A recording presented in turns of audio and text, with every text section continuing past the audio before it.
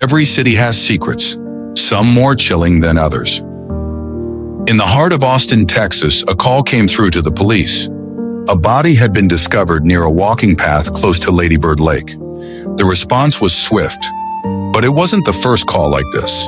In fact, it wasn't even the 10th. This same lake has become the center of rising anxiety after yet another woman was found lifeless in its waters. First responders arrived to what's now become a disturbingly familiar scene near Zone 300 of Lady Bird Lake. What was once just a peaceful urban escape has turned into a place of whispered fears and unanswered questions. Over the last 16 years, more than 16 bodies have surfaced from these waters. Young men disappearing without warning, only to be discovered days later in deeply suspicious circumstances. Some call them coincidences. Others, especially locals, are convinced there's something darker lurking beneath the surface. Welcome to True Crimes by Dominic, where we dive deep into the disturbing truths that others overlook. If you're drawn to real mysteries and raw stories that make you think twice about what's really happening in the world around you, go ahead and subscribe, like, and share this video. It helps more than you know. Now back to the case. Since 2008, Lady Bird Lake has become more than a popular recreation spot. It's grown into a chilling symbol of a mystery no one seems able to solve.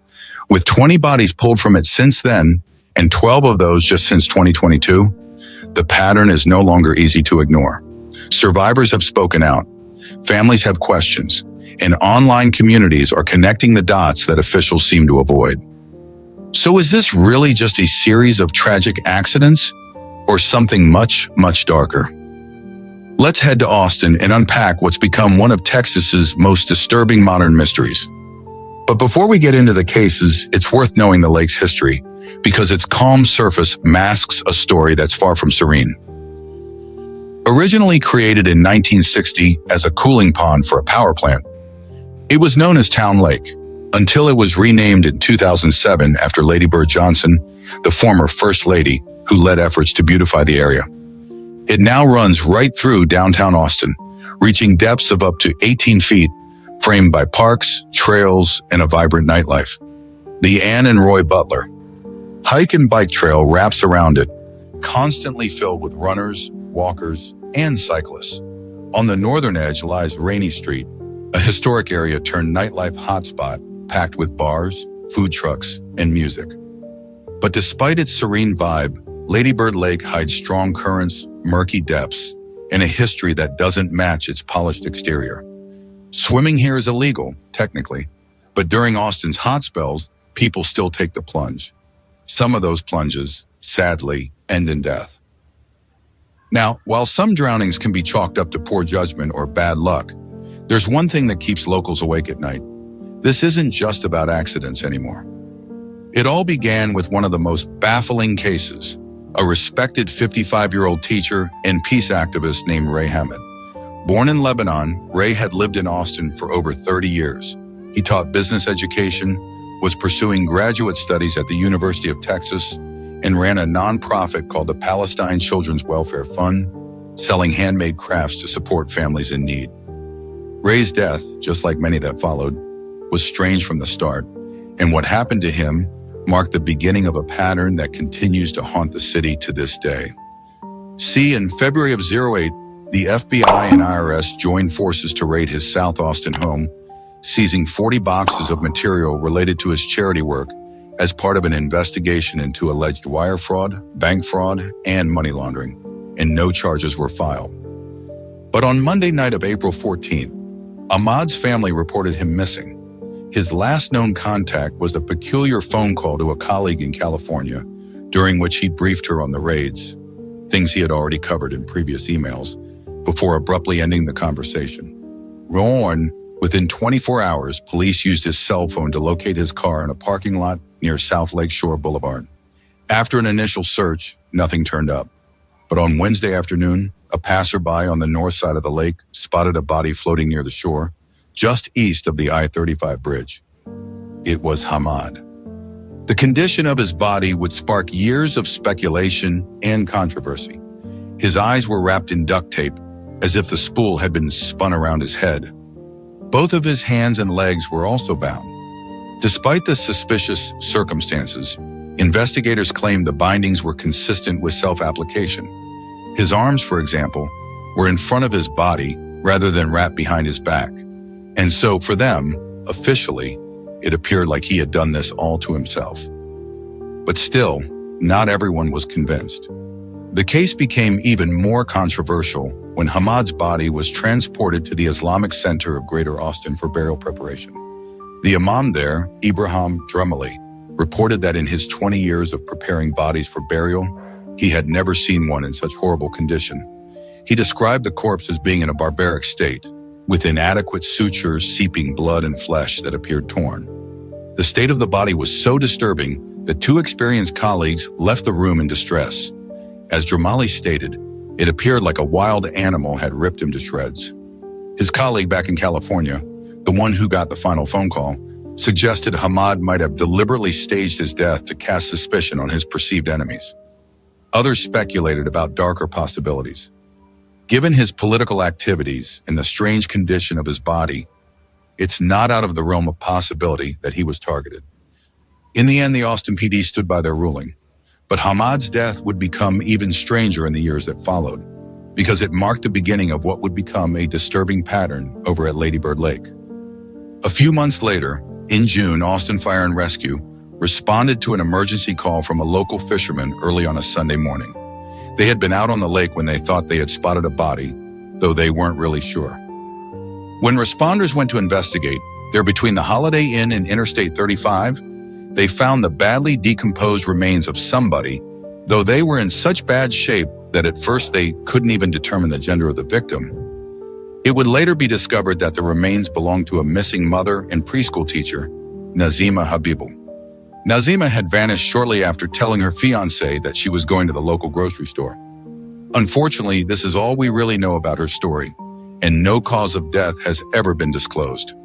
At the time her body was found, homicide investigations were ongoing, with inquiries directed at people close to her, but no further information was ever made available. Now, Nazima is an outlier in this whole mystery because she is one of the few female victims. But her story is definitely worth mentioning because it happened in the time frame. And as we try to piece together what exactly is going on here, we need to account for all the information. Tom, now 4 years passed before the lake claimed its next victim. But on February 7th of 2012, Elena Valle, a 20-year-old student, was reported missing. For 10 days, the university community waited anxiously for news of their classmates' whereabouts. The answer came on a Monday morning, when police received a call at 8:42 a.m. about a body in Lady Bird Lake. Valle was found near the intersection of Lavaca and Cesar Chavez streets, and the police immediately began investigating it as an unaliving situation, though the reasons for this quick determination were never fully explained to the public. And 2 years later, in 2014, 25-year-old Iron Rubik disappeared after what would have been a routine rideshare trip home. His last known location was precisely documented. An Uber driver had dropped him off outside the Holiday Inn near Interstate 35 around 2:30 in the morning. What happened next, though, remains a mystery. It wasn't until the following afternoon, around 2:30 p.m., that two fishermen made the grim discovery: Rubik's body floating in Lady Bird Lake. But how had a young man gone from being safely dropped off at a hotel to ending up in there? Rubik's death was officially ruled as an accidental drowning. In 2015, 22-year-old Julio Santos III was home in Austin for a week after graduating, before he was set to start a new job in Seattle. But his life was cut short. Santos was last seen near a food truck across from the Barbarella Bar in downtown Austin at 2:30 a.m. His body was found just hours later at 7 a.m. on the same day. His belongings were discovered behind the bar, including some of his cash and ID, suggesting he hadn't been robbed, and that maybe he had chosen to go for a swim after having too much to drink, though nobody recalls him saying anything to that effect. His death was yet again ruled as an accidental drowning. However, his sister openly disagrees with this verdict. Once the investigation into her brother's death reopened, "I think he was drugged. I think he was overserved. I think he was lured over there in the river. I picture somebody hurting him, and he's just left." We should be able to have fun and not have to worry about, our loved ones being found in the river and being told, oh, they just drank too much. Then in October of 2018, Travis County Sheriff's Office says a body found in Lake Austin earlier this week was the body of a man who went missing over the weekend. The body has been officially identified as Christopher White. He was last seen on Saturday morning after attending the festival on Friday, October 5th. The group returned to their accommodations near Lake Austin early the next morning. Around 6 a.m., White, who appeared intoxicated, mentioned going to the dock but was not seen leaving the house. Later that day, his friends noticed he was missing and reported to the authorities. On October 8th, a passerby then made the shocking discovery. It was White's body floating in Lake Austin near a dock close to the rental property. The Travis County medical examiner ruled his death as an accidental drowning. The toxicology reports indicating the presence of ethanol and MDMA in his system. Lake Austin is part of Lady Bird Lake, the same body of water, just a couple miles apart. Just a month after this, in November, Martin Gutierrez, a 25-year-old Austin resident, disappeared after a night out in the increasingly popular Rainy Street district. The circumstances of his disappearance were particularly troubling. The security footage from his final hours showed him in what his brother would later describe as a completely uncharacteristic state. We actually found some surveillance at an apartment complex nearby that showed Martin going towards the water, or what we thought was Martin, and it looked very similar, the way he was walking and everything, so we were almost quite positive it was, and we turned it over to the detective. I just don't know how he got in the water. I don't know if he fell or if someone hurt him. There's just so many questions unanswered. This behavior was especially puzzling to his brother, who noted that they often went out drinking together, and Martin had never acted this way before. The search for the young man ended when his body was found floating in the waters near the area where he was last seen. Officers pulled 25-year-old Martin Gutierrez's body from Lady Bird Lake on Monday. Yesterday, fingerprint technology confirmed it was him. The discovery raised more questions than it answered. The autopsy revealed blunt force trauma to the back of his head, an injury that seemed a bit difficult to explain simply as a result of an accidental fall. This one was severe. However, without anything else to go on and no other clues or evidence, officials ruled his death an accidental drowning while intoxicated. So up to this point, you might be thinking that accidents happen, right? That, maybe there's an unusual amount of drownings happening here, but mix in a bunch of bars and young people and put it next to a large body of water, and bad things are going to occur.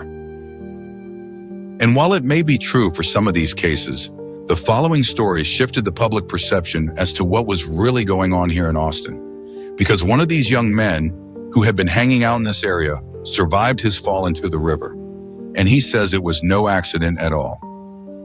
On November 17th of 2019, 21-year-old Christian Pugh went out for what should have been just another night on the town with some friends.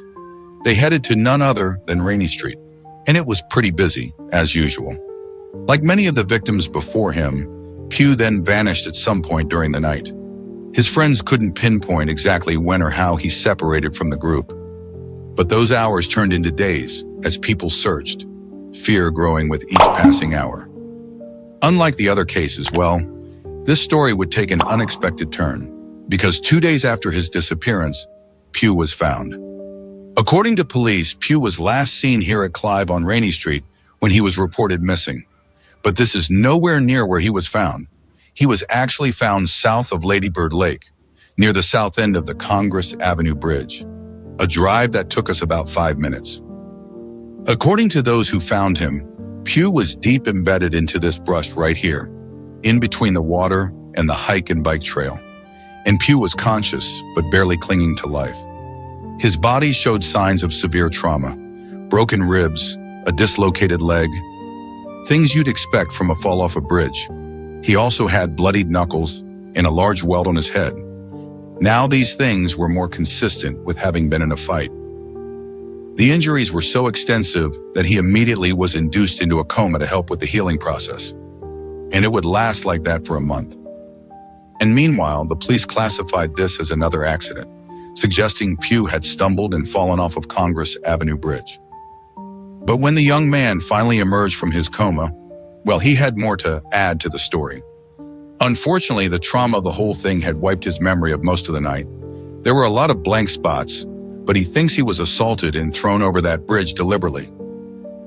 Now, as a reminder, the police were not the ones to find Pugh. In fact, they waited over 48 hours before dispatching a search team. A short time after, that is when that homeless man randomly found him. The police dismissed Pugh's claims, saying he thought that perhaps he was targeted, given some sort of drug, and then tossed over the side of Congress Bridge and left for dead. And the people in town at this point were realizing something was off with all this stuff happening, even if the authorities wouldn't. Pugh's case sparked the creation of a Change.org petition asking the Austin PD to acknowledge that the drownings might not be accidents, and they wanted the cases to be taken more seriously. Within days, hundreds of concerned citizens had signed it. But even with this, the deaths didn't stop, and in fact, they multiplied in rapid succession. Beginning in mid-2022, the bodies started appearing with disturbing frequency.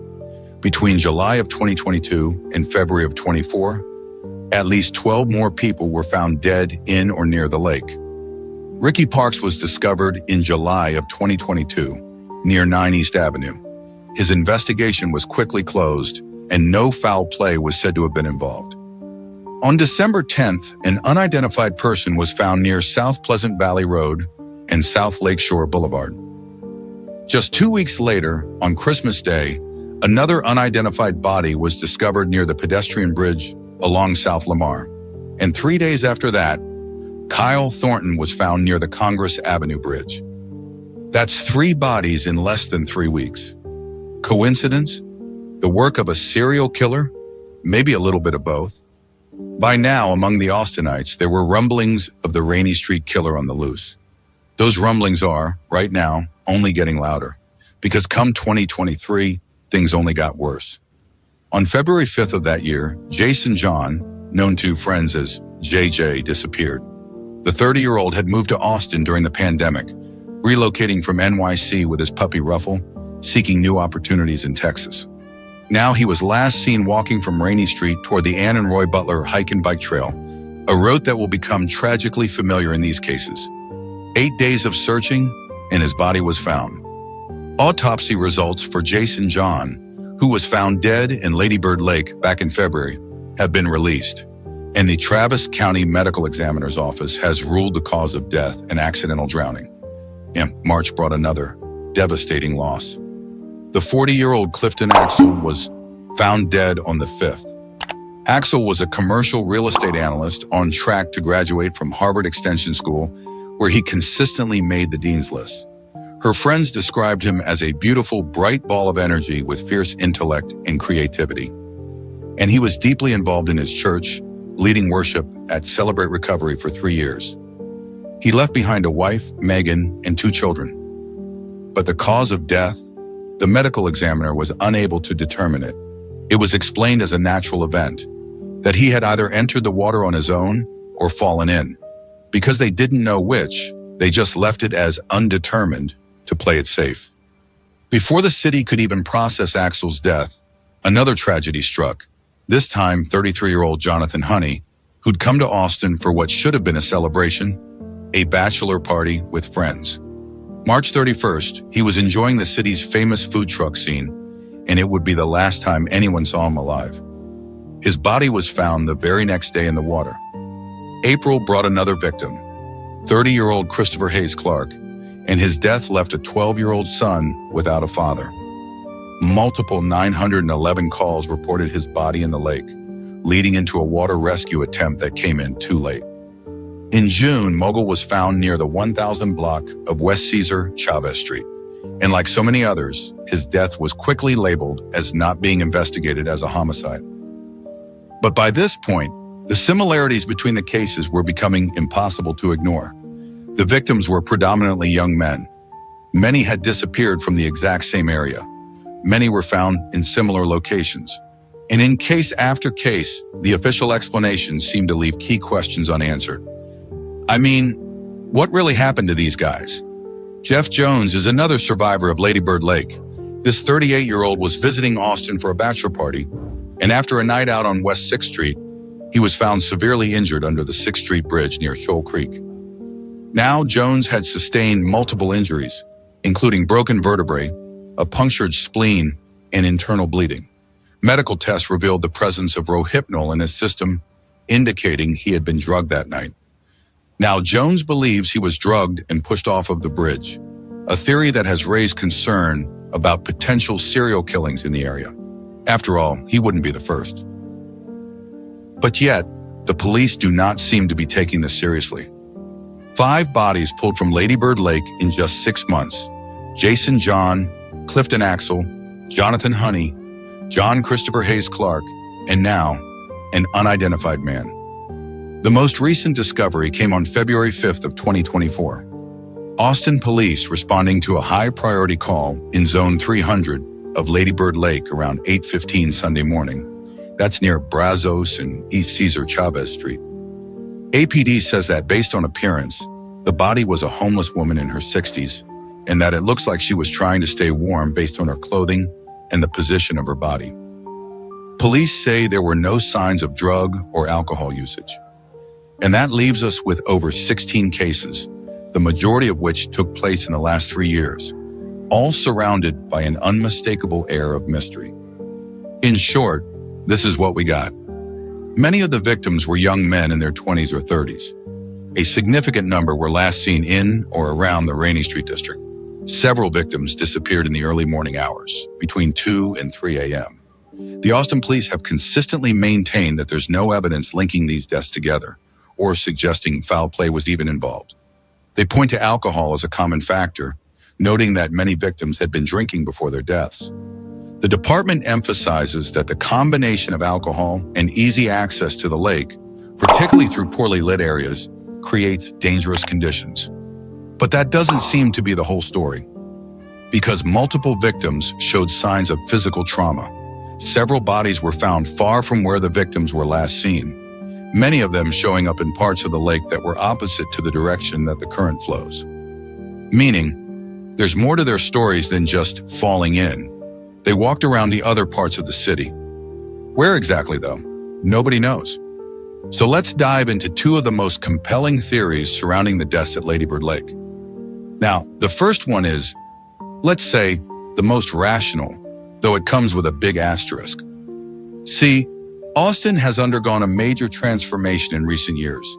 In just 4 years, the city's metro population has swelled from 2.17 million to 2.31 million. Each year brings a new wave.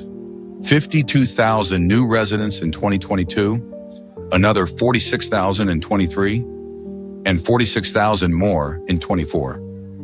That's a lot of people. Around 1,000 new residents every single week, each chasing dreams of tech jobs and the freedom of Texas living. This massive growth has rewritten Austin's identity. The streets that once housed local musicians and artists now showcase tech campuses and startup incubators. The city's famous weird culture drowns under waves of development, leaving a landscape where homeless encampments huddle in the shadows of gleaming luxury high-rises, some apartments running for more than what entire houses cost just a decade ago. The area around Lady Bird Lake embodies this transformation. Old music venues that launched legends like the Dixie Chicks and Lyle Lovett have vanished, replaced by towering condos. Former hippie hangouts and vegan cafes that once prioritized feeding the community over profit have given way to upscale restaurants and bars. This rapid change has created a perfect storm of conditions around the lake. In a city where the cost of living rises faster than many can keep up, the pressure builds. College students barely scraping by, unhoused individuals seeking refuge, and tourists flooding in for nightlife, all sharing the same streets. Add dimly lit trails, hidden water access points, and a river that's quiet until it isn't. And you've got the perfect recipe for disaster. Weekends on Rainey Street are wild. Music, drinks, laughter echoing through the night. But just a few blocks away, the lake waits. Its edge, often unguarded. Its currents, stronger than they seem. In the haze of alcohol and exhaustion, one wrong step can change everything. Some say that's all it is, tragic missteps in the dark. But others see something deeper, darker. With so many bodies turning up near Lady Bird Lake, often under eerie circumstances, whispers of a predator stalking the area haven't gone away. Police dismiss the theory of a serial killer, but patterns have emerged that are too disturbing to ignore, like the unexplained injuries on some victims, or how bodies appear far from where they were last seen. In cases like Martin Gutierrez, caught on camera stumbling like he'd been drugged, or Christian Pugh, who survived, but couldn't recall a thing, or Jeff Jones, who believes he was pushed off a bridge and whose toxicology report tells a chilling story. Coincidences? Maybe. But history has shown us that coincidences often unravel into full-blown horrors once someone starts paying attention. Here's the truth. It might not be one or the other. A city growing too fast with too many strangers, too little oversight, and a whole lot of blind spots can easily breed both accident and evil. And somewhere in between is where we'll probably find the answer. Until then, Lady Bird Lake remains a place of unease, a spot once cherished for peace and beauty, now laced with uncertainty. Maybe the first step is something simple: better lighting, surveillance, railings. Maybe then we'll stop losing people to the dark. You've been watching True Crimes by Dominic. If you found this story disturbing or thought-provoking, hit that like button, share it with someone who needs to hear it, and subscribe so you don't miss our next video. We post every 2 days, diving deep into real unsolved mysteries that hit way too close to home. Right? And before you go, do you think there's something more sinister behind these deaths? Or is it all just tragic chance? Drop your thoughts in the comments. Your insight might be exactly what someone else needs to see. Remember, the truth hides in the details. Let's uncover it together.